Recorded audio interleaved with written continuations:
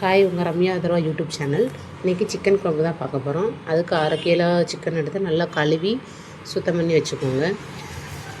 வெங்காயம், தக்காளி, தேங்காய் எல்லாத்தையும் நறுக்கி வச்சுக்கோங்க. இன்றைக்கி ஒரே குழம்பா கூட்டி வைக்கிறதுனால சிம்பிளாக தான் இருக்கும். ஒரு குக்கர் எடுத்து எண்ணெய் ஊற்றி பட்டை, கிராம்பு, சோம்பு, நம்ம நறுக்கி வச்சுருந்த தேங்காய், வெங்காயம், தக்காளி எல்லாத்தையும் போட்டு நல்லா வதக்கிட்டு நல்ல சுருளை வதக்கிடணும். ஏன்னா இதை நம்ம அப்படியே அரைச்சி தான் குழம்பு செய்ய போகிறோம். அதுக்கப்புறம் தேவையான வீட்டு மசாலா 2 ஸ்பூன், நான் சிக்கன் பொரிக்கிற பொடி தான் போட்டேன் 2 ஸ்பூன், சிக்கன் மசாலாவும் போட்டுக்கலாம்.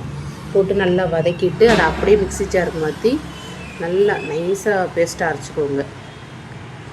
கொஞ்சம் சூடாகவும் நல்லா நைஸ் பேஸ்ட்டாக அரைச்சிக்கோங்க. இந்த மாதிரி நல்லா நைஸாக அரைக்கவும். ஏன்னா என் பிள்ளை காலையிலேயே எந்திரிச்சு ஸ்கூல் போகும்போது எனக்கு சிக்கன் குழம்பு தான் வேணும்னு கேட்டான். அரைச்சதுக்கப்புறம் குக்கரை வச்சு வெங்காயம், கடுகு, கருவேப்பிலை, இஞ்சி பூண்டு பேஸ்ட்டு, தக்காளி போடுறதுனாலும் போட்டுக்கலாம். நான் அதிலே போட்டேன், அதனால் போடலை. அப்புறம் நம்ம வச்சுருந்த கறியை தூக்கி போட்டு வதக்கிட்டு நல்லா சுருளாக வதக்கணும். கறி ஒரு கால்வாசி வெந்ததுக்கப்புறம், ஏன்னா நம்ம விசில் வச்சு தான் இறக்க போகிறோம், அதனால் ஒரு கால்வாசி வெந்தால் போதும். நல்லா வதக்கிட்டு இந்த அளவுக்கு வெந்தால் போதும். நல்லா வதக்கிட்டு நம்ம அரைச்சி வச்சுருந்த பேஸ்ட்டை தூக்கி அதில் ஊற்றணும். ஊற்றிட்டு நமக்கு குழம்புக்கு தேவையான தண்ணி வச்சு குக்கரை மூடி ஒரு 2 விசில் மட்டும் வச்சுருங்க. அவசர சிக்கன் குழம்பு ரெடி.